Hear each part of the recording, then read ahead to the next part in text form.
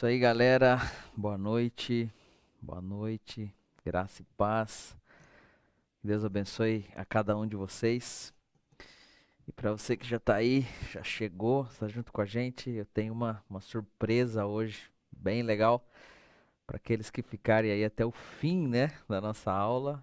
Nós vamos estar sorteando uma canequinha aí da escola Capacitando, tá? Então fique aí até o final para você poder participar desse sorteio. E hoje nós vamos para a nossa terceira aula, tá? Nós vamos conversar um pouquinho a respeito da teologia bíblica da missão, ok? E a nossa teologia bíblica de missões, ela tem o objetivo de demonstrar a Jesus como a encarnação da missão de Deus. Nós vamos ver que tudo aquilo que se desenvolve no Antigo Testamento e que está relacionado à missão vai culminar, vai apontar, vai desaguar na vida e na pessoa do nosso Senhor Jesus. E isso, consequentemente, traz parâmetros para o nosso desenvolvimento em nossa missão como igreja. Para que a gente possa entender um pouco a respeito da necessidade da encarnação, da missão de Deus por Jesus, nós precisamos saber um pouco mais a respeito da vontade de Deus em se revelar de forma plena ao ser humano. Nós vimos até agora, principalmente na primeira aula, onde nós estudamos o conceito de Missio Dei, que Deus ele está em uma missão de redenção no mundo, que Deus está trabalhando por sua autorrevelação, que Deus ele vem se mostrando ao homem de forma progressiva e dinâmica por toda a história da salvação. Que Deus vem insistindo para que o homem perceba quem ele é, para que o homem saiba e conheça o seu caráter e também os seus feitos. E a imagem que Deus vai transmitindo nesse processo de revelação, ela não pode ser uma imagem fragmentada, ela não pode ser uma imagem comunicada pela metade, ela precisa ser uma imagem completa. E quem é a imagem visível do Deus invisível, de acordo a Colossenses capítulo 1, versículo 15? Nós sabemos que a imagem visível do Deus invisível é Jesus. Então essa missão que consiste na autorrevelação do Deus Criador, né, do Deus como Criador, Redentor e Consumador, ela tem início antes mesmo da fundação do mundo. E é importante saber e enfatizar, meus irmãos, que essa missão de Deus, como nós vimos, ela começa antes mesmo da queda. A missão, essa autorrevelação de Deus, né, como Criador, como o Redentor, como Consumador, ela tem início antes da fundação do mundo e ela começa a tomar forma a partir das atividades criativas de Deus em Gênesis, no capítulo 1. Então o que nós precisamos entender é que Adão, antes da queda e ainda no Éden, ele é chamado a se envolver na missão de Deus, ok? É fundamental, a gente tem visto até agora, conceber missão a partir do ser de Deus, né? Como se a missão fosse parte da sua própria natureza, visando primeiramente a sua glória e consequentemente a alegria dos povos. E quando eu e você começamos a pensar em missão apenas a partir da salvação do homem, ou pensar em missão apenas a partir do estabelecimento, do crescimento, né, da plantação de novas igrejas, nós podemos facilmente nos esquecer o porquê é que nós fazemos essas coisas. Por que é que o homem ele precisa ser salvo? Por que é que nós precisamos plantar igreja? Por que é que nós precisamos evangelizar os povos? Então, quando nós nos recusamos a pensar em missão como algo que pertence ao próprio ser de Deus, pelo menos duas coisas podem acontecer. A primeira coisa que acontece quando nós não vinculamos a missão ao próprio Deus é que nós começamos a pensar que a missão é algo exclusivamente nosso. E se a gente pensa que a missão é algo exclusivamente nosso, nós abrimos espaço para o segundo problema. Tá? Porque se eu penso que a missão é só minha, né, desvinculada da realidade do que Deus está fazendo, eu abro espaço para um segundo problema. Qual é o segundo problema? Eu começo a pensar que eu sou autônomo em relação ao cumprimento da nossa missão. E qual é o problema disso? O problema disso nós vemos na prática. Por exemplo, eu não sei se você já se perguntou por que uma grande parcela de líderes eclesiásticos eles acabam abraçando um pragmatismo sem critérios. Porque eles querem ir em detrimento, muitas vezes, dos princípios bíblicos, ir em busca daquilo que pode funcionar para suas realidades e para suas igrejas. É porque lá no fundo, né, nós pensamos que somos autônomos em relação à missão e acabamos caindo num problema que é conhecido do mundo há muito tempo. Nós começamos a pensar que os fins, né, justificam os meios. E nós começamos a barganhar princípios, a corromper princípios, porque de alguma maneira nós queremos alcançar algum tipo de notoriedade. E se nós fazemos um esforço, né, nós lembramos do episódio de Babel, onde as pessoas quiseram notoriedade, quiseram fazer um nome para si. E qual foi a consequência? A consequência é que no final das contas todos acabaram espalhados com seus objetivos frustrados. Tudo o que a gente faz, né, quando a gente pensa em missão, primeiramente precisa ser feito para a glória de Deus. E é por isso que meios, motivações, intenções importam. O apóstolo Paulo, em 1 Coríntios 13, quando ele fala a respeito do amor, ele diz que ainda que ele distribua os seus bens entre os pobres, ainda que entregue o seu corpo para ser queimado, se ele faz isso sem amor, se ele faz isso sem essa motivação que está fundamentada no amor, sem essa intenção que visa o amor, a Escritura diz que nada disso ele poderá aproveitar. Em outras palavras, se as minhas ações elas não estão centradas em um fundamento correto, ainda que o que eu estou fazendo possa ser visto como algo lindo, sacrificial, isso ainda não terá valor algum para o Senhor. Porque para o Senhor, né, de acordo com a história de Samuel, Saul, nós sabemos que para ele importa mais obedecer do que sacrificar. Então, quando o tema é missão, nós estamos aprendendo até aqui que existe um centro a partir de onde a missão emana. E esse centro não é o homem, esse centro não é a igreja, esse centro é o próprio Deus. Então, nossa grande petição aqui tem sido essa necessidade de expandir o nosso olhar em relação à missão. E com certeza, quando nós fazemos isso, quando nós expandimos o nosso olhar em relação à missão, eu tenho certeza que o nosso trabalho de evangelização, de plantação de igrejas, ele vai alcançar todos os frutos que nós esperamos. Porque nós vamos estar funcionando na base correta, através dos princípios corretos. E como diz a Escritura em 1 Coríntios, no capítulo 3, nós vamos plantar, regar e ver o crescimento que é prometido pelo nosso Senhor. Então não vamos nos esquecer de que a missão procede do próprio Deus. E para isso agora eu gostaria de começar a nossa aula de teologia bíblica das missões falando um pouquinho a respeito da missão em Gênesis capítulo 1 e Gênesis capítulo 2. Tá? Se você tem sua Bíblia aí, pode pegar, né? Você pode pegar sua Bíblia aí. E nós vamos trabalhar hoje em vários textos bíblicos, nós vamos dar uma boa passeada pela Escritura. Quando nós vamos para o livro de Gênesis, principalmente o capítulo 1 e o capítulo 2, há algo que geralmente nós não percebemos nesses dois primeiros capítulos de Gênesis. Nós olhamos para a criação e meio que automaticamente nós vamos diretamente para a queda. E a única coisa que nós conseguimos enxergar a partir daí é a necessidade do homem de salvação. Mas eu quero convidar você para que a gente possa olhar com um pouquinho mais de calma e perceber algumas coisas em relação à finalidade do homem na sua criação. Tudo aquilo que é feito, que é criado por Deus, é criado para a sua própria glória. E tem o objetivo de levar o homem ao reconhecimento de quem Deus é. Para que esse homem, reconhecendo a Deus, possa engrandecer ao seu Senhor por meio da adoração. Essa perspectiva doxológica, ou que exalta a glória de Deus na missão, ela começa em Gênesis. Nós vemos um homem sendo feito à imagem e semelhança de Deus, para que esse homem possa ser um verdadeiro adorador. Esse homem faz parte da criação de Deus. Ele vive da forma de Deus. Ele está envolvido nos propósitos de Deus.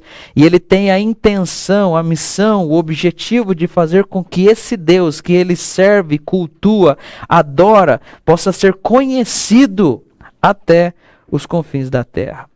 Em Gênesis 1 e 2, nós vemos que Deus cria todas as coisas.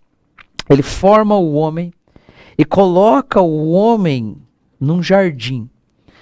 Ambos, Deus e homem, nesse jardim, eles vivem em uma intensa relação pactual.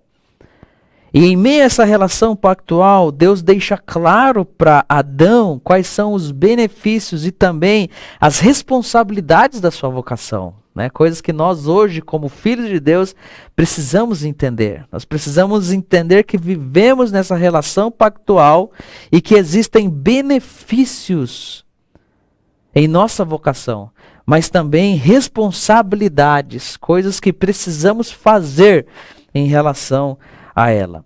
O homem, ele é criado à imagem e semelhança de Deus e ele recebe da parte de Deus a bênção para que ele possa fluir em todo o plano que é traçado pelo Pai. E Gênesis capítulo 1, a partir do versículo 26, vai mostrar para nós um pouquinho disso. Tá? Então nós vamos ir conversando aqui sobre Gênesis capítulo 1. Okay? Gênesis 1, 26 diz assim: Também disse Deus, façamos o homem à nossa imagem, conforme a nossa semelhança. Até o versículo 26, nós podemos ver o desenvolver da obra da criação de uma maneira bem particular. Se você for olhar ali os primeiros versículos, você vai ver que Deus ele vai ordenando e as coisas vão surgindo. Ou seja, pelo poder da sua palavra, todas as coisas estão sendo criadas. Mas quando chega o momento de criar o homem, o padrão que Deus vai utilizando, ele muda. E no processo de criação do homem, não apenas vai estar presente a poderosa palavra de Deus, mas principalmente o homem vai ser obra das suas próprias mãos. O versículo 26, ele é uma pausa, né? Nós podemos dizer que ele é uma pausa em meio a tudo aquilo que Deus está fazendo na sua criação. E quando há essa pausa, nós conseguimos olhar para um diálogo fantástico. Nós vemos a Trindade conversando. Nós vemos a Trindade decidindo como ela fará o homem. E o trabalho, ele vai ser realizado em conjunto. Quando a Bíblia fala, né, no versículo 23, ela mostra Deus dizendo, façamos o homem a nossa imagem, conforme a nossa semelhança. Essa palavra façamos é uma palavra que marca uma diferença enorme em todo o processo que nós vemos aqui. Nós vemos Deus mais que envolvido, causando todas as coisas, desde o versículo 1. Né? O versículo 1 diz que no princípio criou Deus os céus e a terra. Nós vemos Deus mais do que envolvido, causando todas as coisas, mas parece que para a criação do homem é necessário algo mais. Esse homem, né, quando a palavra também fala homem, ela está fazendo uma alusão a todo o gênero humano, ok? Então se refere não apenas ao homem indivíduo, mas ao gênero humano, né? O homem como um todo, não só o sexo masculino, mas tanto feminino como masculino estão sendo criados, feitos à imagem e semelhança de Deus. O que isso significa? Significa que Deus está partilhando com o homem, Deus está partilhando com a mulher realidades que ele não partilha com outras partes da criação. Existem muitas discussões em relação ao que realmente vai compor a imago Dei, ou a imagem de Deus no homem, e nós não temos aqui tempo para passar por todas elas, e é por isso que no material de apoio eu já deixei para vocês uma teologia sistemática, e vocês podem ler a seção sobre a criação do homem e estar um pouco mais inteirados em relação a essas discussões às quais eu me refiro. Mas nós podemos aqui partir do pressuposto que, independente do âmago das discussões, vai ficar claro que a imagem de Deus ela vai marcar uma enorme diferença no homem em relação a toda a criação. O próprio Davi, no Salmo 8, quando ele medita a respeito da criação do homem, ele expressa certa perplexidade. Ele fica perplexo ao ver a grandiosidade da criação de Deus, quando o tema é a humanidade. E eu quero ler para vocês aqui uma paráfrase, né, feita pelo Eugene Peterson, que se chama A Mensagem, né? Essa Bíblia aí, A Mensagem, na verdade ela não é uma tradução, ela é uma paráfrase. E eu gosto muito delas. E olha só o que ela diz a respeito do Salmo 8. A partir do versículo 3 eu vou ler. Diz: quando contemplo os teus céus, escuros e imensos, tua joia celeste feita à mão, lua, estrelas incrustadas no devido lugar, olho para mim e me pergunto, por que te importa conosco? Por que olhas uma segunda vez para nós? Ainda assim, por pouco deixamos de ser deuses, esplendorosos como a luz matinal do Éden. Tu nos encarregastes de cuidar do mundo feito por tuas mãos. Repetistes para nós a incumbência do Gênesis. Fizeste-nos senhores da ovelha, do gado e até mesmo dos animais selvagens, dos pássaros nos ares, dos peixes nas águas, das baleias cantando nas profundezas do oceano. Ó Eterno, majestoso Senhor, o teu nome ecoa por todo o mundo. Então veja a perplexidade de Davi quando ele contempla a dimensão daquilo que é feito e entregado ao homem em sua criação. Agora, além dessa imagem de Deus marcar uma diferença clara no homem em relação a toda a criação, né, nós estamos falando de missão. Então nós queremos saber um pouco mais a respeito da responsabilidade que essa imagem traz. Como imagem e semelhança de Deus, Adão, ele se transforma em um representante dos céus na terra. Através da imagem de Deus que ele recebe, Adão se transforma em uma extensão do seu Pai Celestial na terra.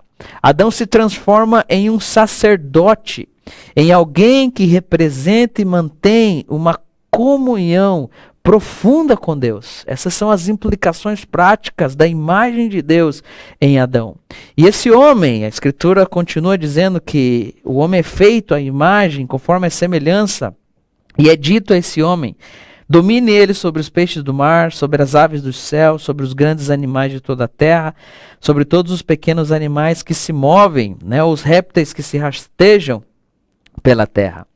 Esse homem que é criado à imagem e semelhança de Deus e que se transforma em um representante de Deus sobre a terra, ele recebe também domínio. O que significa esse domínio que Adão recebe? Adão, ele recebe o direito de governar a criação. Mas como ele tem a imagem de Deus e é um sacerdote, esse domínio, esse governo não pode ser exercido de qualquer forma ou de qualquer maneira. Adão precisa reger a criação como um rei sacerdote.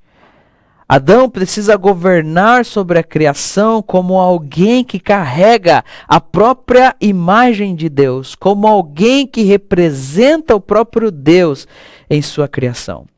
O versículo 27 diz que criou, pois, o homem à sua imagem, a imagem de Deus o criou, homem e mulher os criou, ok? Em essência, não existem distinções ou diferenças entre homem e mulher. As distinções e as diferenças não estão em sua essência, em sua criação. Ambos, homem e mulher, são criados à imagem de Deus, são abençoados por Deus, são enviados por Deus para cumprir com a missão de Deus. O que difere são os seus respectivos papéis, ok? Mas esse é tema para uma aula sobre família, né? Tá, e diz que Deus os abençoou. Né? Os abençoou, isso está no plural, significa que tanto homem quanto mulher foram abençoados. Deus os abençoou. Ele lhes disse: sejam fecundos, multipliquem, encham a terra, sujeitem a terra, dominem sobre peixes, aves, sobre todo animal que rasteja sobre a terra. Então esse homem, que é criado à imagem e semelhança de Deus, se transforma nesse rei sacerdote, que é um representante de Deus na terra. Esse homem, ele ganha o direito de governar sobre a criação e ainda ele recebe a bênção para que possa realizar o seu trabalho. O homem precisa encher a terra, precisa sujeitar a terra. E aqui é algo interessante, porque nós vemos que a ideia de Deus, desde o princípio, desde a gênesis de todas as coisas, é alcançar toda a terra. Desde o começo, o desejo de Deus é de que o homem deveria chegar até os confins do nosso planeta. Algo que nós vemos, né, como uma referência clara a todas as comissões que nós recebemos do nosso Senhor Jesus. Agora, esse homem, ele é abençoado para ser fecundo, esse homem é abençoado para se multiplicar, esse homem é abençoado para encher a terra. Mas eu quero te fazer uma pergunta aqui nessa noite. O homem, ele é abençoado para encher a terra do quê? Né? E aí você pode ser simplista e dizer, o homem é abençoado para encher a terra de seres humanos. Então, beleza, fechou. O propósito foi cumprido, a terra está cheia de gente. Mas será que, olhando para a narrativa do Gênesis, seria apenas isso? Óbvio que isso é parte desse mandato, dessa comissão, mas seria apenas, somente isso? Eu acredito que não. Eu acredito que o homem é incumbido de encher a terra de pessoas, de gente que carregam a imagem e a semelhança de Deus. O homem precisa encher a terra de representantes dos céus. O homem precisa encher a terra de filhos de Deus. O homem precisa encher a terra desses reis e sacerdotes que, por meio de um relacionamento profundo com o Criador, eles levam conhecimento de Deus, eles levam adoração a Deus até os confins da terra. É por isso, é disso que o homem precisa encher a terra. E o interessante é que, para que o homem possa chegar aos confins da terra, é necessário que ele seja enviado. E aonde estaria o envio previsto nessa dinâmica de Gênesis capítulo 1, versículo 2? O envio está previsto na própria dinâmica que é estabelecida por Deus para a família. Em Gênesis capítulo 2, versículo 24, nós vemos como essa dinâmica acontece. A palavra diz assim, que deixará o homem, seu pai e sua mãe, se unirá à sua mulher e se tornarão os dois uma só carne. Ou seja, na medida em que as pessoas fossem casando, na medida em que fossem constituindo suas famílias, elas deveriam ir se espalhando e levando consigo essa presença representativa de Deus. Levando consigo a adoração a toda a terra, levando consigo o conhecimento de Deus até os confins do planeta. A ideia de Deus não era a aglomeração, né? Nós estamos aí ouvindo muito essa palavra, né? Então a ideia de Deus não era a aglomeração. Deus não queria que o homem se aglomerasse em um determinado lugar, mas que o homem se espalhasse por toda a terra. E para que isso fosse possível, era necessário deixar pai, deixar mãe, se unir à sua mulher, à sua auxiliadora, à sua ajudadora, para que então, como família sacerdotal, eles pudessem cumprir com a comissão divina, chegando em todos os lugares da terra. E mais adiante a gente pode ver, né, de uma forma bem interessante, como o interesse de Deus consistia no planeta todo sendo transformado em um grande jardim-templo, onde cada família pudesse entender seu papel de cultivar e guardar o jardim para que todo lugar pudesse ser santo e considerado um lugar de encontro com Deus, para que a humanidade, onde quer que fosse e estivesse, pudesse exercer essa função de rei, sacerdote diante do Senhor. Então olha só que coisa linda é o plano que Deus vai revelando para Adão em Gênesis capítulo 1 e 2. E quanto mais nós vamos recebendo informações sobre a criação do homem, mais a sua vocação vai ficando clara. A partir do capítulo 2 de Gênesis e do versículo 7, nós vamos recebendo informações adicionais desse processo de criação do homem. O Gênesis 2,7 diz assim, que formou o Senhor Deus ao homem do pó da terra, lhe soprou nas narinas fôlego de vida e o homem passou a ser alma vivente. Plantou o Senhor Deus um jardim no Éden, na direção do Oriente, e pôs nele o homem que havia formado. Então esse homem que foi formado pelas próprias mãos de Deus, do pó da terra, ele passa a habitar nesse jardim que foi plantado também pelo próprio Senhor. Nós temos no jardim um lugar preparado pelo Senhor como um lugar de encontro entre Deus e homem. Tá? Nós temos esse lugar de encontro entre Deus e homem. Nós temos o jardim como o primeiro templo criado por Deus para proporcionar para Deus e homem, né, esse lugar de habitação divina e encontro entre Deus e homem. O termo, por exemplo, utilizado em Gênesis 3:8, quando vai descrever a queda do homem, né, Gênesis 3:8 fala que o Senhor passeava pelo jardim. E através da reação que tem Adão e Eva, né, nós vemos que essas visitas de Deus não eram eventuais, essas eram visitas constantes. Gênesis 3:8 diz que quando eles ouviram a voz do Senhor que andava pelo jardim na viração do dia, esconderam-se da presença do Senhor o homem e a sua mulher por entre as árvores do jardim. O texto ele vai mencionar para nós uma atitude diferente da atitude que sempre existiu em Adão. Quando eles ouviram a voz do Senhor, por causa do pecado, eles se esconderam. Mas na verdade, sempre quando eles ouviam a voz do Senhor antes do pecado, eles estavam dispostos a se expor. E esse lance de exposição à presença de Deus é uma parte indispensável da nova aliança. Paulo, em 2 Coríntios, vai dizer que o Senhor é o Espírito, e aonde está o Espírito do Senhor, ali há liberdade. Ali não existe vergonha, ali não existe mácula, ali não existe pecado, ali não existe mancha, e todos nós, com o rosto desvendado, contemplando como por espelho a glória do Senhor, somos transformados de glória em glória na sua própria imagem, como pelo Senhor, o Espírito. Então nós vemos que no Novo Testamento, ou na Nova Aliança, né, a exposição é parte indispensável da nossa relação com Deus. Nós não podemos viver uma vida escondidos do Senhor. Nós precisamos viver uma vida escondidos no Senhor, o que é totalmente diferente.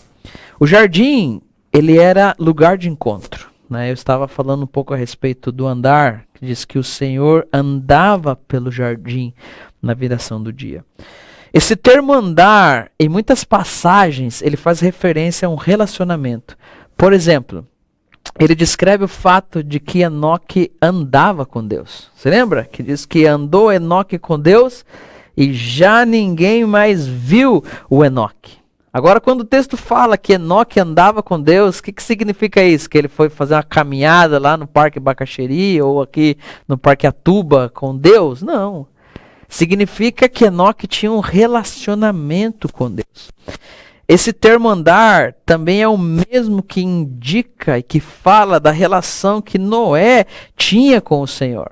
Falando que Noé era um homem justo e bom, né? Se você gosta do Dia do Trono lá de criança, você tem filho pequeno, você já ouviu que Noé era um homem justo e bom e ele andava com Deus. Um homem legal, super especial, e ele andava com Deus. Agora, o que significa andar com Deus? Significa ter uma relação com o Senhor.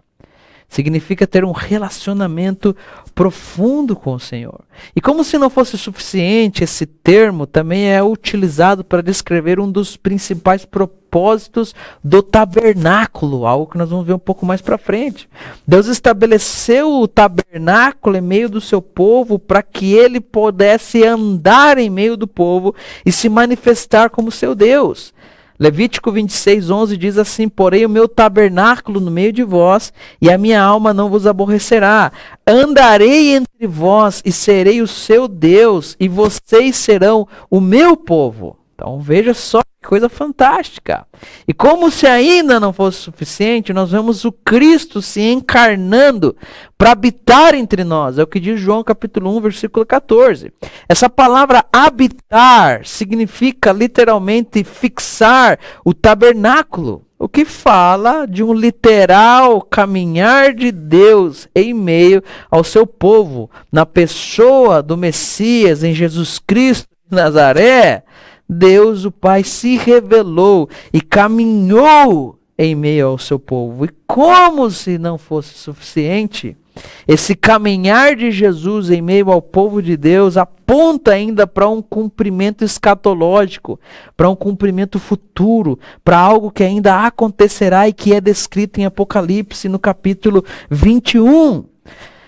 Diz assim: eu vi novo céu, nova terra, o primeiro céu e a primeira terra passaram, o mar já não existe, vi a cidade santa, a nova Jerusalém, ela descia do céu, da parte de Deus, ataviada como noiva, adornada para o seu esposo. Então ouvi grande voz vinda do trono dizendo, e olha o que essa voz dizia: eis o tabernáculo de Deus com os homens, Deus habitará com eles, eles serão o povo de Deus, Deus mesmo estará com eles.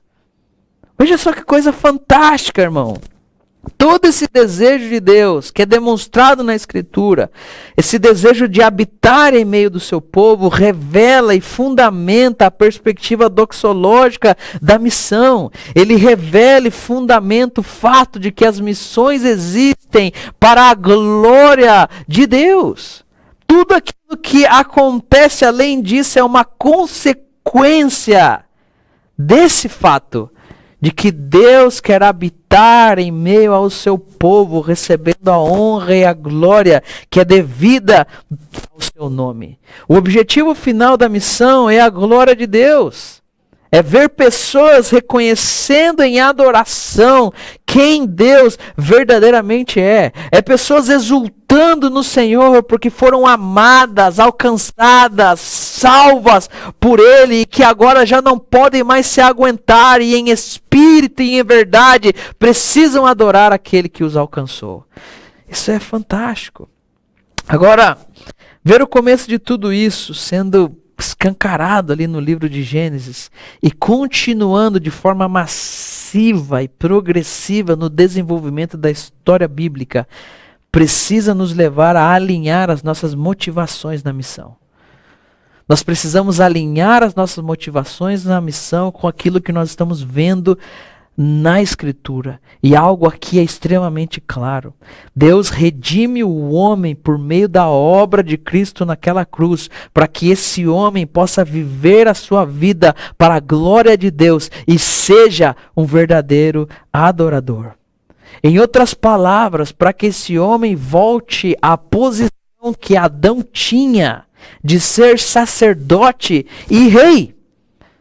Aí você fala assim, pô, mas daí você já viajou, William. Viajei por quê, cara? Vai lá para Apocalipse capítulo 1, versículo 5 e veja a síntese, o resumo que nós temos a respeito da obra de redenção. Apocalipse 1, 5 diz assim: aquele que nos ama e pelo seu sangue nos libertou dos nossos pecados e nos constituiu reino, sacerdotes para Deus e Pai, a Ele a glória e o domínio pelos séculos dos séculos. Amém. Veja que em Cristo Jesus, aquele que nos amou, nos libertou, nos perdoou, nos limpou dos nossos pecados, Ele fez isso para quê? Para nos constituir, para nos colocar de novo naquele lugar do qual nós fomos destituídos. Eu não sei você, mas a Bíblia tem linguagens que são fantásticas. O homem peca e é destituído desse lugar, dessa posição única dentro dos planos e do propósito de Deus. Mas de repente vem Cristo e o constitui novamente naquele lugar que ele havia perdido por causa do seu pecado. Glória a Deus pelo que Ele está fazendo. E para poder fundamentar ainda mais essa ideia, porque talvez você não esteja convencido, né? A gente vai tentar ir um pouco mais na Escritura, né? Para fundamentar ainda mais essa ideia de que o Éden é realmente um lugar de encontro, é o primeiro templo, que Adão é um sacerdote rei. Nós podemos ver que os elementos que são encontrados na descrição do que está nessa região do jardim são os mesmos elementos que nós vemos depois na construção do tabernáculo e também dos templos que foram edificados. Gênesis 2:9 diz assim, ó, do solo fez o Senhor brotar toda sorte de árvores agradáveis à vista, boas para alimento, e também a árvore da vida no meio do jardim e a árvore do conhecimento do bem e do mal. Se você for ver as instruções para a construção do tabernáculo, você vai ver lá o candelabro, né? O candelabro é algo inspirado na árvore da vida. Você tem um tronco, ramificações, né? Ele é inspirado na árvore da vida. Além de, tanto no tabernáculo quanto no templo, de árvores, palmeiras que vão adornar essas construções. Mas ainda existe algo que, no meu ponto de vista, é ainda mais convincente. Por exemplo, o versículo 10 diz assim: e saía um rio do Éden. Diz que era para regar o jardim, ele se dividia, repartia-se em 4. O primeiro chama-se Pison, que rodeia a terra de Havilá. O ouro dessa terra é bom. Também nós encontramos lá Bedélio, pedra de ônix. O segundo rio se chama Gion, é o que circula a terra de Cush. O nome do terceiro rio é Tigre, e é o que corre pelo oriente da Síria. E o quarto rio é o Eufrates. Olha só, eu vou ler aqui uma citação direta de um livro que eu coloquei como indicação, que se chama O Templo e a Missão da Igreja. Veja só o que o autor diz. Assim como do Éden saía um rio, da mesma forma o templo pós-exílico e o templo escatológico, tanto em Ezequiel 47, do 1 ao 12, quanto em Apocalipse 21 e 2, tem rios que saem do seu centro. E provavelmente, né, Zacarias 14 também menciona isso, os versículos 8 e 9. De fato, Ezequiel geralmente retrata o Monte Sião escatológico e seu templo usando descrições do Éden, em uma tentativa de mostrar que as promessas originalmente relacionadas ao Éden se concretizam no cumprimento da sua visão. Então veja como é interessante, veja como o Éden está marcando a tendência de como algumas coisas serão no futuro. Assim como sai um rio do Éden, sai um rio desse templo pós-exílico, sai um rio desse templo escatológico. E além de nós vermos uma clara alusão a esse rio, nós vemos também a das pedras preciosas. Essa passagem de Gênesis que eu li para vocês, diz que bom ouro e bedélio e pedra de ônix se encontravam na terra de Havilá. Também uma citação direta desse livro, Templo e a Missão da Igreja. Ao que tudo indica, o lugar onde estava localizado o Éden, ou pelo menos de onde ele era próximo. É claro que vários utensílios do mobiliário do tabernáculo eram feitos de ouro, como as paredes, o teto e o piso dos Santos no Templo de Salomão. Além disso, pedras de ônix decoravam tanto o tabernáculo quanto o templo, bem como as vestes do sumo sacerdote. Ouro e ônix também aparecem junto nas vestes do sacerdote e são mencionados juntos na composição de partes do templo. Portanto, a característica comum das pedras preciosas é outro elemento que associa o jardim com o templo erguido posteriormente. Então veja só como o Éden vai marcando tendências para o templo que será construído no futuro. Agora, Gênesis 2,15 diz que Deus, o Senhor, toma o homem e coloca o homem no jardim do Éden com 2 propósitos bem claros e específicos. O homem é posto no jardim do Éden para cultivar e para guardar o jardim. E o que chama a atenção aí nessas palavras é que elas não vão significar apenas que Adão ia ser o jardineiro de Deus, né? Tipo assim, Adão vai ser um baita de um jardineiro, né? Ele vai ter que capinar, com certeza, isso faz parte desse trabalho, mas a responsabilidade que evoca dessas palavras, elas são mais amplas do que muitas vezes a gente consegue perceber. Além de todo o cuidado relacionado à criação e ao jardim, o cuidado fundamental que Deus queria que Adão tivesse estava dentro de uma perspectiva sacerdotal. Tanto que, quando Adão vai e falha nessa tarefa e acaba deixando o animal impuro entrar no jardim, né, ele deixa essa serpente entrar no jardim e por causa do que acontece daquele diálogo em Gênesis 3, acontece a queda. Querubins são colocados no lugar de Adão para guardar o jardim. E eu acho que não encaixa bem essa ideia de um querubim jardineiro, né? Não sei o que você me diz aí. Né? Um querubim com uma roçadeira fazendo o jardim. O querubim foi colocado lá para quê? para guardar, eles são seres que estão protegendo o jardim, para que não entre impureza, para que não entre pecado, para que o homem não tenha acesso à árvore da vida. Né? E quando nós vamos analisar essas duas palavras, cultivar e guardar, na continuidade da história bíblica, principalmente, elas vão sempre se referir ao trabalho dos sacerdotes. Elas sempre vão caminhar de mãos dadas, indicando o tipo de trabalho que levitas e sacerdotes tinham que realizar. Por exemplo, em Números 3:6, o Senhor diz assim: faze chegar a tribo de Levi e põe-na diante de Arão, o sacerdote, para que sirvam e cumpram, né? Tá ali, guardar, eles precisam cumprir, guardar seus deveres para com ele e para com o povo, diante da congregação, para ministrarem, para cultivar no tabernáculo. Então, sempre essa palavra era utilizada para descrever aquilo que sacerdotes e levitas deveriam fazer, ok? Em seu ofício sacerdotal. Em 1 Crônicas 23:32 diz assim: para que tivessem a seu cargo, né, aqui a palavra chamar, a tenda da congregação e o santuário, e atendesse aos filhos de Arão, seus irmãos, no ministério, né, cultivar, abade, da casa do Senhor. Ezequiel 44:14 também vai dizer: contudo eu os encarregarei da guarda, que seria cultivar, né? Guardar, da guarda, né? Chamar, guardar, da guarda do templo e de todo o serviço, que seria a palavra cultivar, e de tudo que se fizer nele. Aí outro livro que eu coloquei para vocês lá como indicação, que é o Missão Primordial, eu vou fazer uma citação dele aqui também agora direto.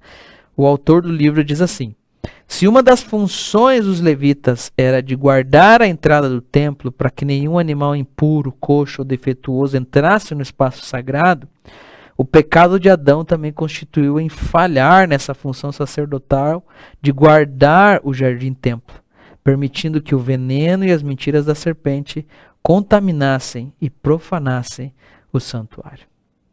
Nós sabemos que a falha de Adão, ela foi fatal. Quando ele deixa de cumprir o papel dele, que era cultivar e guardar esse jardim, ele acaba comprometendo toda a humanidade. Só que antes da gente ir para a realidade da queda, existem algumas coisas que precisam ser vistas, mais algumas coisas que precisam ser vistas na vocação de Adão. Em Gênesis 2:16, o Senhor dá uma ordem a Adão: de toda a árvore do jardim comerás livremente, mas da árvore do conhecimento do bem e do mal não comerás, porque no dia que você comer dela, você vai morrer. Então, alinhado a toda essa tarefa de cultivar e guardar, o Senhor dá uma ordem a Adão. Um mandamento que, se fosse desobedecido, ia ocasionar uma grande consequência. Se ele comesse disso, ele ia morrer, ia para a fita. Não tinha jeito. E o versículo 18, né, vai dizer assim: disse mais o Senhor Deus: não é bom que o homem esteja só. Far-lhe-ei uma auxiliadora que lhe seja idônea. Diante de todo esse trabalho esplendoroso aí que Adão tinha que realizar como sacerdote e rei diante da criação, chegar aos confins do planeta e tanta coisa que ele tinha que fazer, uma coisa ficou bem clara para Deus. Ele sabia que Adão não ia alcançar tudo isso sozinho. Adão precisaria de ajuda, tá? Quando diz ali não é bom que o homem esteja só, não se refere a carências emocionais e nem a necessidade física. Quando Deus olha para o homem, ele vê um ser completo, criado à sua imagem e semelhança. Quando ele olha e vê que não é bom que ele esteja só, ele está olhando para a dimensão do propósito que ele tem para Adão, para a tarefa que Adão precisa realizar. Ou seja, para alcançar o plano e o propósito que Deus tem para Adão, Deus precisa dar para ele uma auxiliadora. Alguém idôneo, alguém que o ajudará a concretizar e alcançar todo o plano que Deus tem para ele. Então a ideia de Deus através da mulher é poder potencializar o homem, ok? Não é solidão emocional e e muitas coisas pelas quais as pessoas se casam hoje. Não tem nada a ver com a ideia de Deus para o casamento. Se você é uma pessoa carente, não se case, porque você vai se empenhar. Tá? Se encontre primeiramente no Senhor. Né? Se renda primeiramente ao Senhor. Seja inteiro no Senhor. E a partir disso, né, você vai estar pronto para entrar em um relacionamento. Então o homem precisa de ajuda para realizar a vontade de Deus. E a ajuda que Deus dá para o homem é a sua esposa.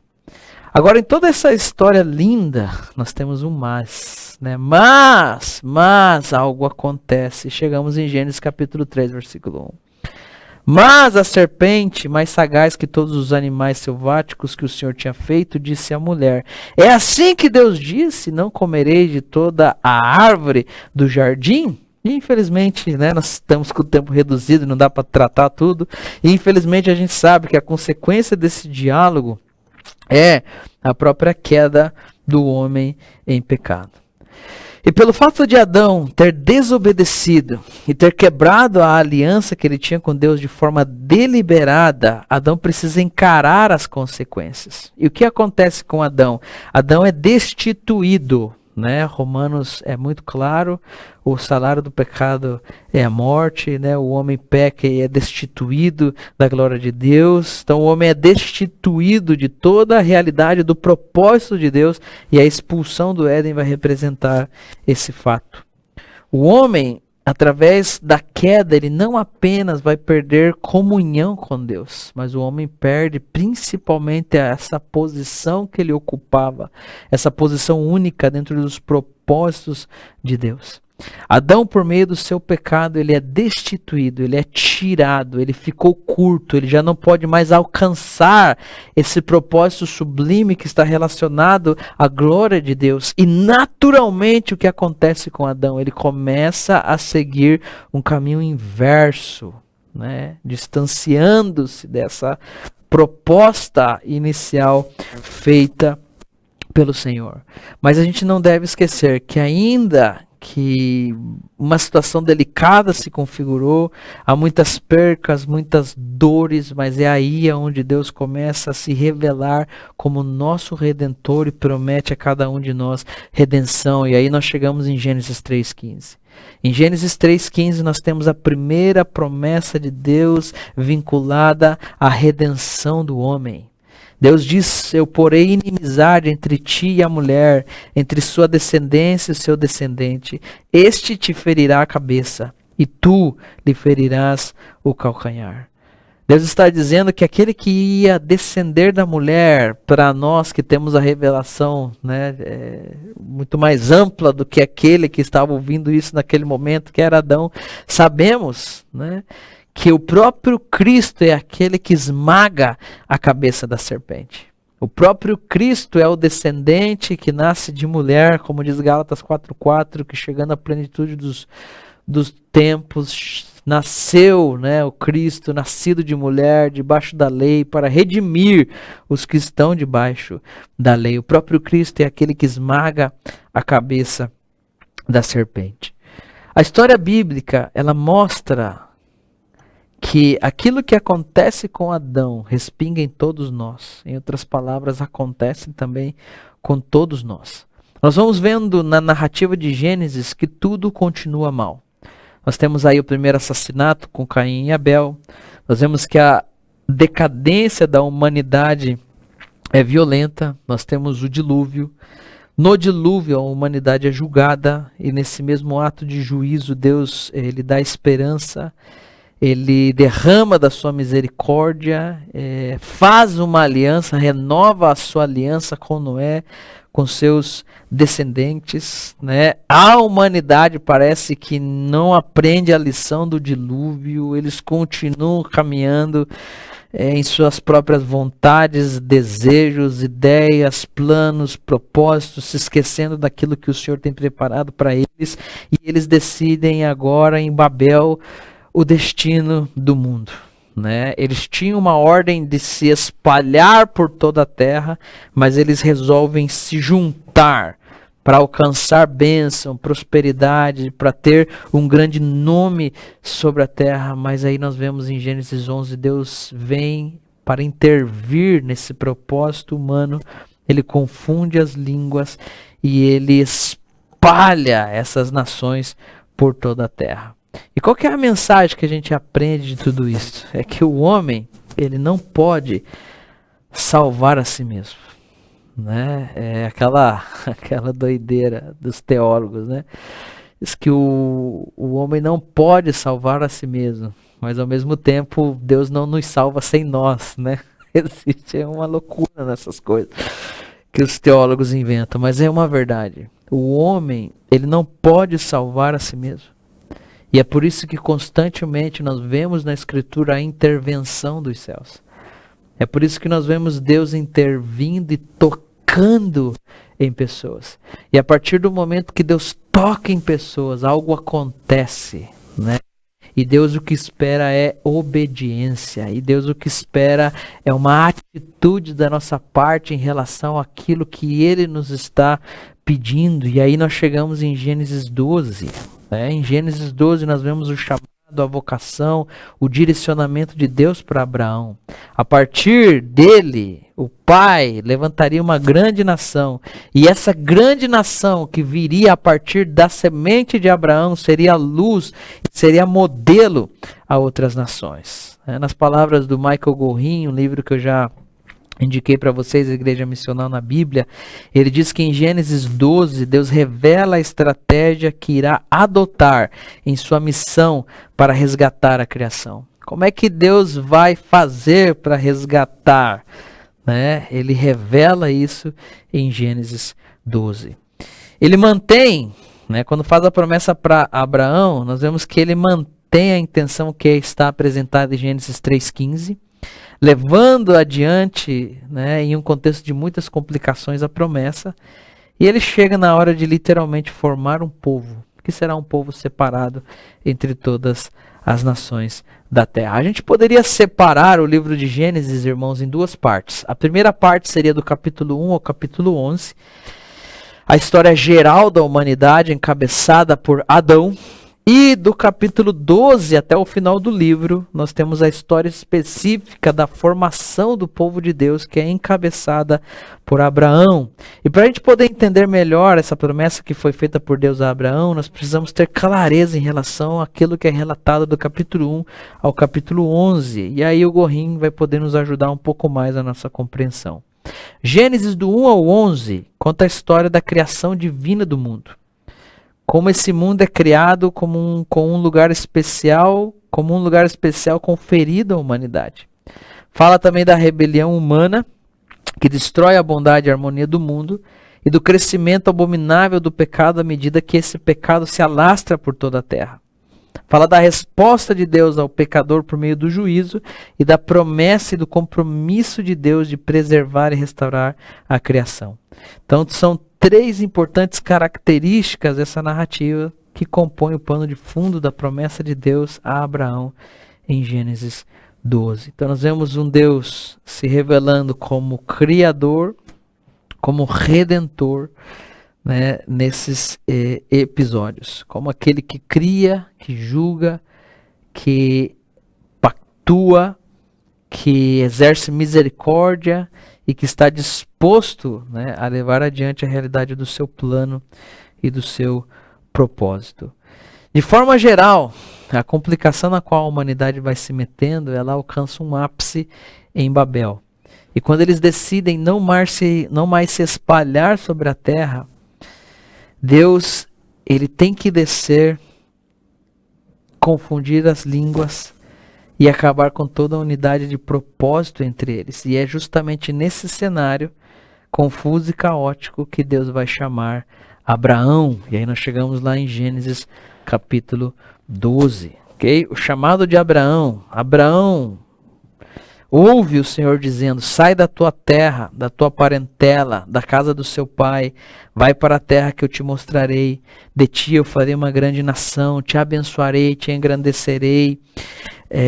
Sê tu uma bênção. Eu vou abençoar aqueles que te abençoam, amaldiçoar os que te amaldiçoam. E em ti, olha só como termina: em ti serão benditas todas as famílias da terra.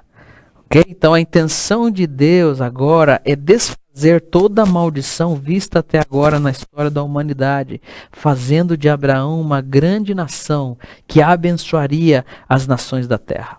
Todos aqueles que foram dispersos em juízo em Babel agora seriam abençoados por meio de tudo aquilo que Deus faria através do patriarca Abraão. Essa aliança abraâmica, que é introduzida aqui dos versículos 1 ao versículo 3, ela é firmada novamente no capítulo 15, do versículo 18 ao 21. Ela é reafirmada no capítulo 17, do 1 ao 21. Ela é renovada com Isaac, no capítulo 26, do 2 ao 5. Com Jacó, no capítulo 28. No capítulo 28, dos versículos 10 ao 17, ela se cumpre parcialmente na nação de Israel, ela se cumpre plenamente na pessoa de Cristo e ainda se cumprirá de forma escatológica nos últimos dias, né, como nos apresenta Romanos capítulo 11. Então olha a dimensão da promessa que é feita por Deus a Abraão. Então veja só que coisa fantástica, que coisa maravilhosa. Essa promessa que é feita a Abraão, ela vai se cumprindo ao longo de toda a Escritura. Ela é uma das coisas que vão conectando toda a narrativa bíblica. Então veja que fantástica é a promessa que Deus faz a Abraão. E agora veja só o que o Michael Owen diz a respeito dessa promessa, né? Abraão é escolhido precisamente para que a bênção possa chegar a todas as nações, a todas aquelas 70 nações que Deus havia espalhado sobre a face da terra. A eleição de um tem por objetivo a salvação de todos. E é particularmente significativo, portanto, que desde o início a história de Abraão tinha como alvo a salvação universal. Olha só que bênção. Essa deveria dar o verdadeiro significado ao chamado de Abraão e à escolha de Israel, que somente podem ser entendidos como parte do plano completo pretendido por Javé. Qual seria esse plano completo? A salvação de todos. Então veja que Deus está dando para um, né? Deus está abençoando um, mas o objetivo dele é que por meio daquele um, todos sejam abençoados. E literalmente isso encontra um cumprimento em quem? Na pessoa do nosso Senhor Jesus. Através de um, né? Todos nós fomos abençoados. Assim como o pecado entra no mundo por meio de um homem. Através de um homem, todo esse mundo é redimido desse pecado. E agora nós estamos em um tempo de graça, onde nós podemos gritar para o mundo: arrependam-se, reconciliem-se com Deus. Deus está com os braços abertos, esperando você se acercar, se aproximar, invocar o nome do Senhor enquanto Ele está perto. Porque todo aquele que invocar o nome do Senhor, a Escritura é clara, esse será salvo. Agora, por meio de Abraão, de Isaac e Jacó, Deus vai fazer o quê? Né? Não temos tempo para examinar profundamente, então nós já temos que caminhar. Por meio de Abraão, Isaac e Jacó, Deus vai formar a nação de Israel. Essa nação, ela é formada com um propósito específico. Nós vemos que a história dos patriarcas, né, Abraão, Isaac e Jacó, vai terminar com o povo de Israel no Egito. Né? Você vai terminar de ler Gênesis, vai começar a ler Êxodo e vai ver que o povo está no Egito. Houve uma troca de Faraó e o povo de Deus acaba se vendo prejudicado, porque esse Faraó não conhecia, né? Ou se fazia de bobo, né? Mas diz que ele não conhecia. E o povo acaba sendo prejudicado e é escravizado. No livro de Êxodo, nós vemos um passo a mais dessa fascinante história relacionada ao povo de Deus. Em Êxodo, nós vemos o povo de Deus clamando por libertação. E quando o povo de Deus clama por libertação, ele recebe muito mais do que isso. Por quê? Porque Deus se lembra das promessas que ele fez ao seu povo. As promessas feitas a Abraão, a Isaac, a Jacó. E ele leva então o seu povo em direção ao cumprimento dessas promessas. Né? Abraão e a sua descendência herdariam uma terra. E Deus começa a pôr em marcha o cumprimento dessa promessa. Aqui, o Orim vai dizer para nós que a estrutura literária de Êxodo, ela tem implicações teológicas profundas para a compreensão da identidade do papel do povo de Deus em seu propósito. Deus liberta o povo da escravidão, ele se compromete com o povo na aliança e ele vem habitar com o povo. Tudo isso é descrito no livro de Êxodo. Do versículo 1 ao 18 está a libertação, do 19 ao 24 o comprometimento de Deus, do capítulo 19 ao 24 o comprometimento de Deus por meio da aliança e do capítulo 25 ao 40 a habitação de Deus por meio da construção do tabernáculo. E um dos textos mais importantes em toda essa jornada do livro de Êxodo é Êxodo 19, do 1 ao 6. Êxodo 19, tá? Você que está com a sua Bíblia aí, quer ir lá em Êxodo 19, do 1 ao 6, diz assim, que no terceiro mês da saída dos filhos de Israel da terra do Egito, no primeiro dia do mês, vieram ao deserto do Sinai, tendo partido de Refidim, vieram ao deserto no qual se acamparam. Subiu Moisés a Deus, e do monte o Senhor o chamou e lhe disse, assim falarás à casa de Jacó e anunciarás aos filhos de Israel. Tendes visto o que fiz aos egípcios, como vos levei sobre asas de águia e vos cheguei a mim? Agora, pois, se diligentemente ouvirdes a minha voz e guardardes a minha aliança, então sereis minha propriedade peculiar dentre todos os povos, porque a terra é minha. Me sereis reino de sacerdotes, então as referências ao princípio de tudo, e nação santa. São essas as palavras que falarás aos filhos de Israel. Então veja que interessante. Se Israel aceita, se Israel está disposto a obedecer o Senhor de forma fiel, a aguardar a aliança e a viver nos parâmetros do pacto de Deus, Israel será um tesouro especial, um reino de sacerdotes e uma nação santa. Então, se Israel aceita entrar em um pacto com o Senhor, Israel será tratado, como a própria Escritura diz, como a menina dos olhos de Deus. E aqui nós encontramos a identidade singular do povo de Deus. O papel especial que o povo de Deus desempenha no restante do bíblico. Então, a partir de Êxodo 19, nós vemos algo acontecendo no povo de Deus e que marca para nós a narrativa bíblica. A partir daqui, Israel é oficialmente o povo da aliança. Aquelas promessas, elas começam a se tornar cada vez mais intensas, estão cada vez mais presentes, estão sendo guiadas rumo ao seu cumprimento. No Sinai, eles concordam, eles entram em um pacto com o Senhor e nós sabemos que esse pacto do Senhor com o seu povo jamais será revogado. O povo vai em direção à conquista da terra de Canaã, já entramos em Josué, né? Depois da morte de Josué, há um período muito complicado, né?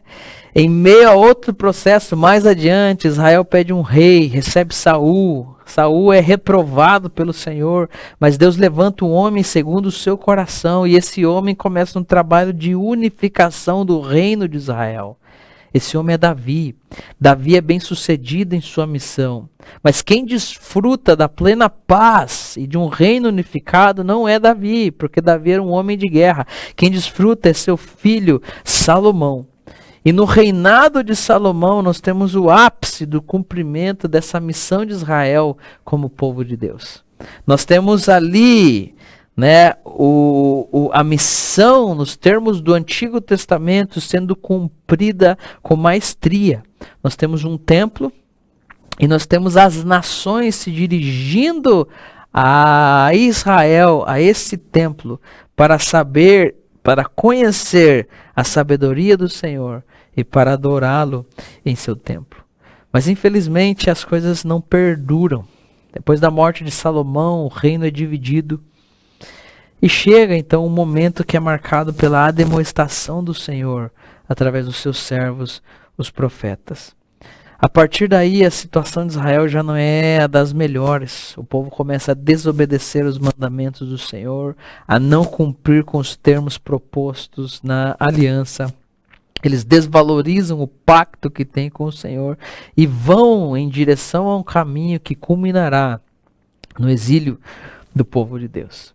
Dentre tantos servos que vêm para ademoestar, para chamar a atenção de Israel, nós temos o profeta Isaías. Né? E Isaías ele pode nos ajudar a sintetizar e a compreender de uma forma melhor qual é a vocação de Israel dentro da missão de Deus.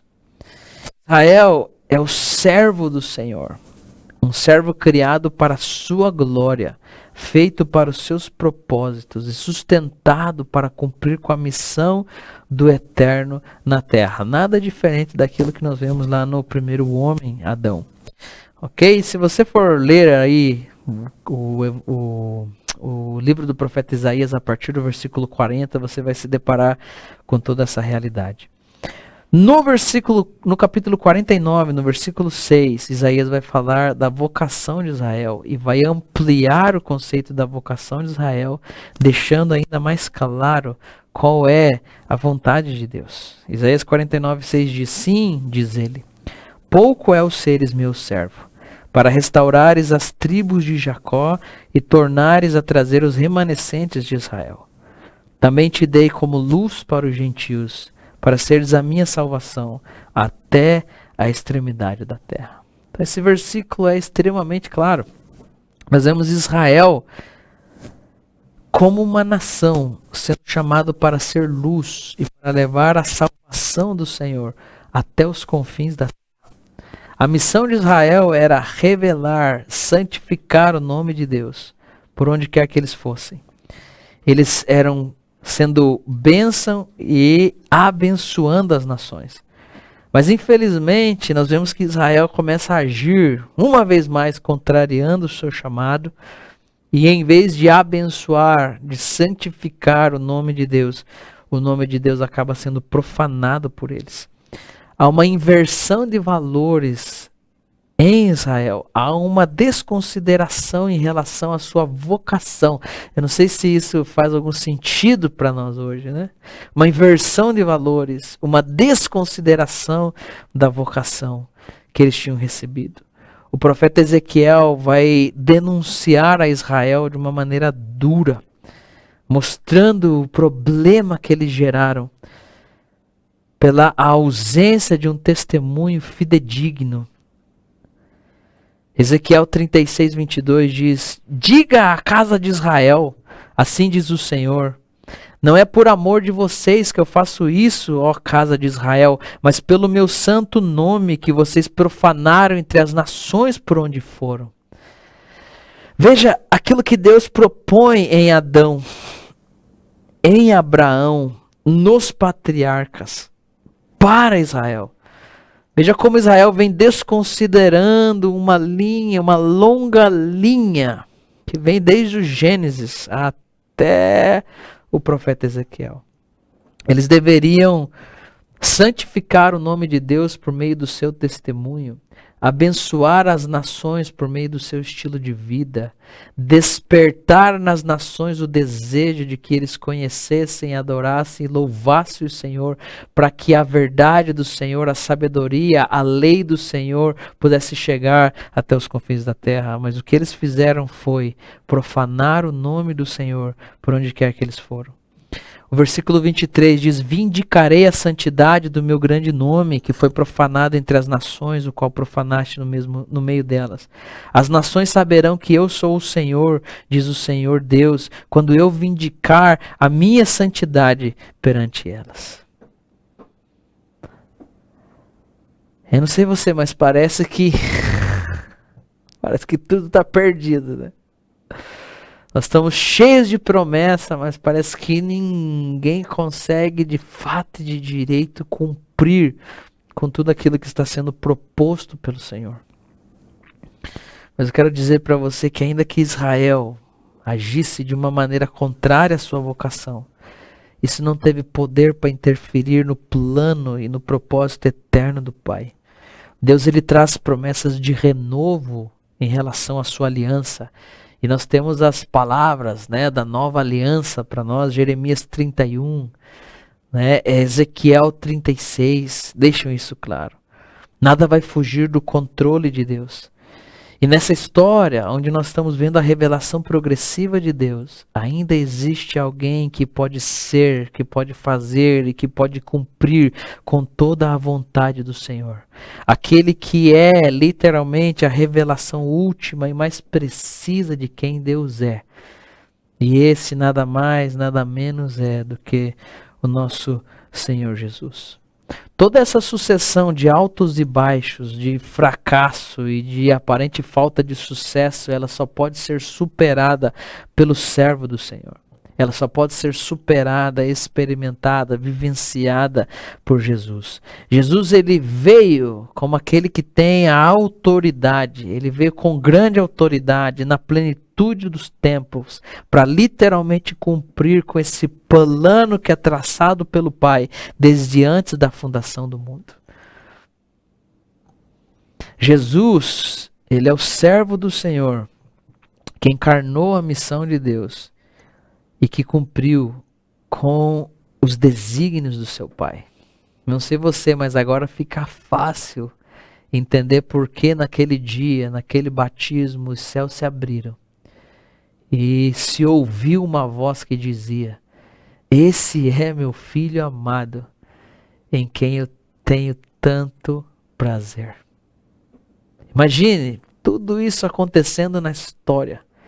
E de repente vem um que literalmente vai cumprir com tudo aquilo que foi proposto desde o Gênesis.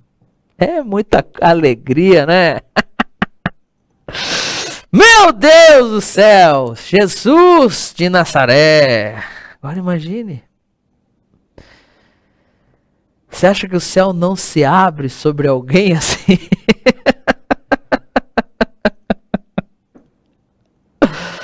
E nós chegamos em João, capítulo 1, versículo 14, e lemos: E o Verbo se fez carne e habitou entre nós, cheio de graça e de verdade, e vimos a sua glória, glória como do unigênito do Pai. Eu acredito que até o momento não há texto que vá revelar de forma mais clara a condição missional de Jesus. Jesus, ele vem, se faz carne, habita, ele anda cheio de graça e verdade, ele é uma revelação clara, precisa de quem Deus é. E existem várias coisas que nós podemos aprender com a encarnação de Jesus. Existe um grande processo que envolve essa encarnação. E o que nós precisamos enxergar em tudo isso é que ele vem para habitar entre nós. Ele se encarna para ser uma revelação precisa, acessível de quem Deus é.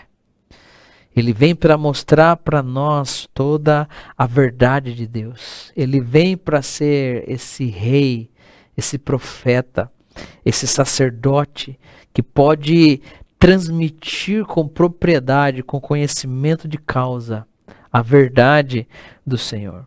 Jesus, ele é a própria encarnação da missão de Deus, no sentido mais claro do termo. Por quê? Porque em Jesus nós vemos finalizada a ideia de autorrevelação de Deus.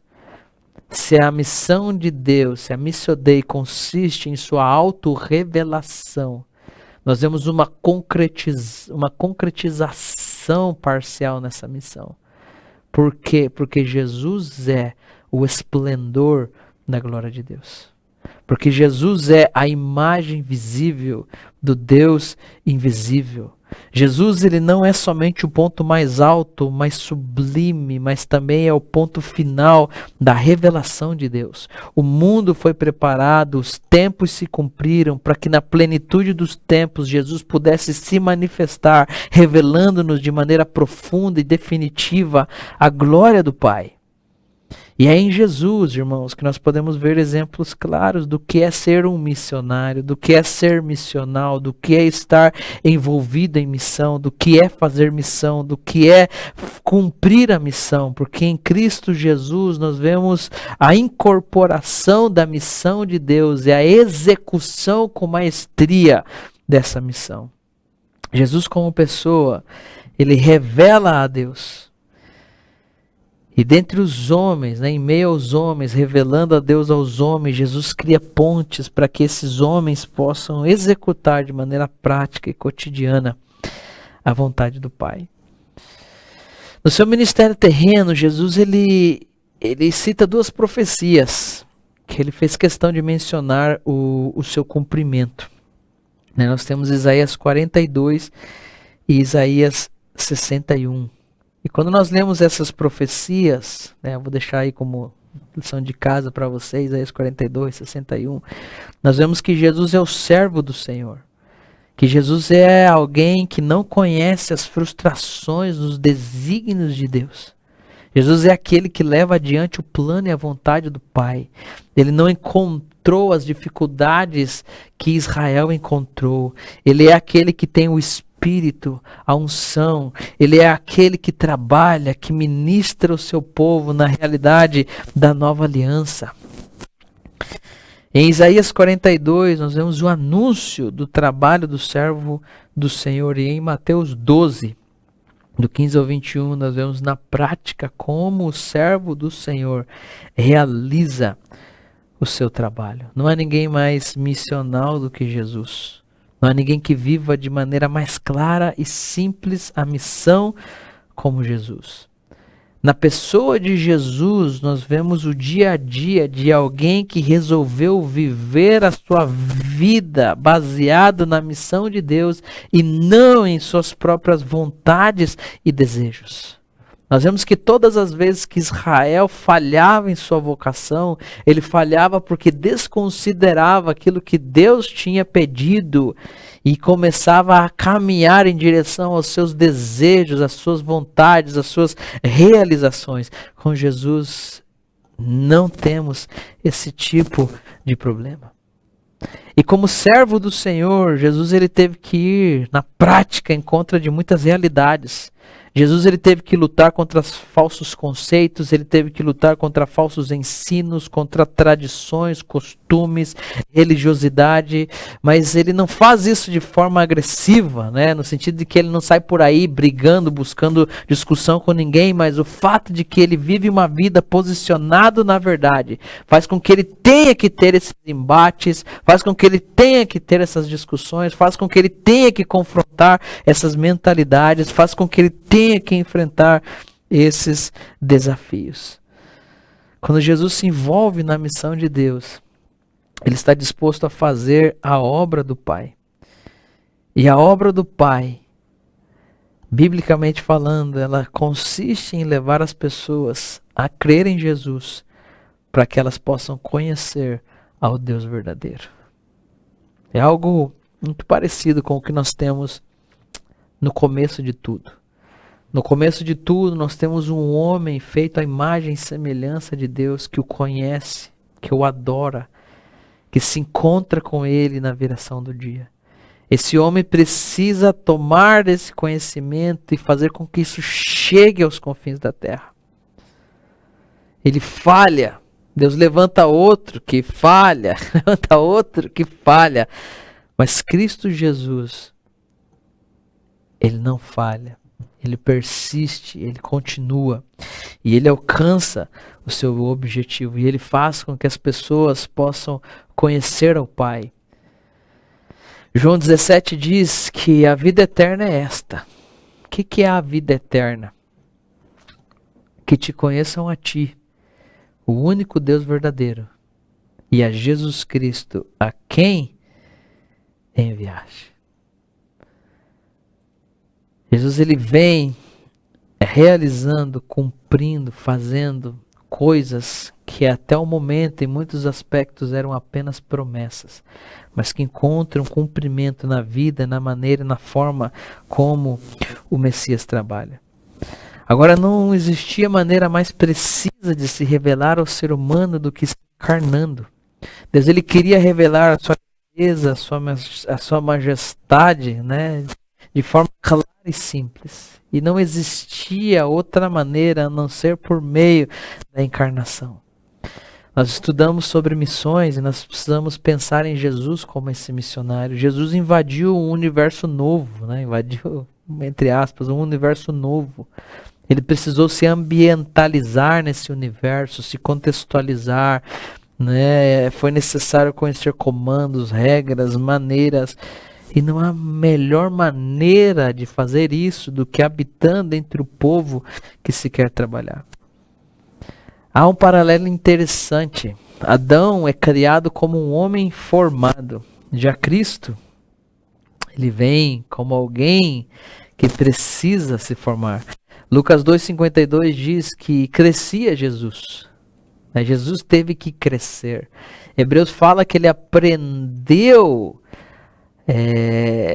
coisas através do sofrimento que ele passou. Ele teve que enfrentar processos de adaptação, aprendizados, ele teve que, né, passar por tudo aquilo que é normal na vida. E para fazer isso, ele teve que estar disposto a esvaziar-se de si mesmo, a abandonar seus preconceitos, suas ideias, seus conceitos, e aprender sem essa barreira que surge, né, da nossa perspectiva pessoal.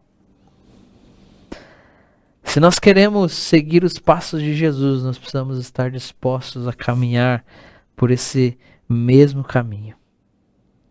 Nós precisamos estar dispostos a nos esvaziar, a nos humilhar e a reconhecer que em muitos aspectos nossas estratégias, elas são boas para nós.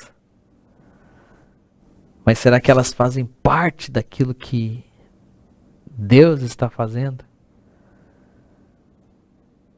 Porque nós podemos olhar para Jesus e ver que em muitos aspectos, né? Por exemplo, quando ele está no Getsemane orando, ele está orando e pedindo para que não seja feita a vontade dele, mas que seja feita a vontade do Pai que está nos céus. Isso era uma marca extremamente clara no ministério de Jesus. Não realizar a sua própria vontade, mas estar disposto a fazer a vontade do Pai que está nos céus. E por meio disso, ele alcançou, né, vamos usar essa palavra que não é bem apropriada, mas eu não tenho outra palavra, alcançou resultados extraordinários. A estratégia de Deus foi Jesus. Uma conexão perfeita entre a palavra e a vida, dentro de um contexto específico. Eu vou repetir para você, a estratégia de Deus foi Jesus. Jesus foi uma conexão perfeita entre a palavra e a vida, entre obras e fé, entre o que se diz e o que se vive. Ele fez o que tinha que fazer dentro desses contextos específicos. E ele alcançou sucesso em seu trabalho. E qual era o seu trabalho? Revelar o Pai. E isso é assunto para a próxima aula. Na próxima aula nós vamos analisar João 1, 14, com mais propriedade, com mais tempo, com mais calma. Mas eu tinha que chegar até esse ponto, mostrando para você como a missão vem se desdobrando, como existe altos e baixos, mas como ela apenas encontra sentido, rumo, cumprimento através daquilo que Cristo fez. E nós vamos analisar com mais propriedade e profundidade na próxima aula aquilo que Cristo fez quando se encarnou. E aí eu acredito que nós vamos ter, né, juntamente com todas as aulas, bastante material e fundamento para reavaliar algumas coisas dentro da realidade da nossa missão. Seja transcultural, além fronteiras, ou seja a missão que eu estou desenvolvendo na minha igreja local hoje. Eu como pastor, como líder, né, como obreiro, como membro, ou seja, eu preciso abraçar esse conteúdo, essas ideias e começar a pensar como posso ser efetivo em minha missão, né, efetivo na missão de Deus, na mesma proporção em que Jesus fez. Eu acredito que é apenas seguindo os seus passos. E quais foram então os seus passos? E começar a me aprofundar nessa dinâmica, para que eu não queira apenas na minha vida pessoal imitar a Jesus, mas que eu possa imitar a Jesus em todos os âmbitos, aspectos da minha vida. Seja no meu trabalho, na faculdade, na escola, na sociedade, que nós possamos ser inteiros, né? Levando esse evangelho da graça, da glória, em todos os lugares aonde nós passarmos. Muito obrigado por nos acompanhar até agora. Que Deus abençoe você. E agora nós vamos aí para as perguntas.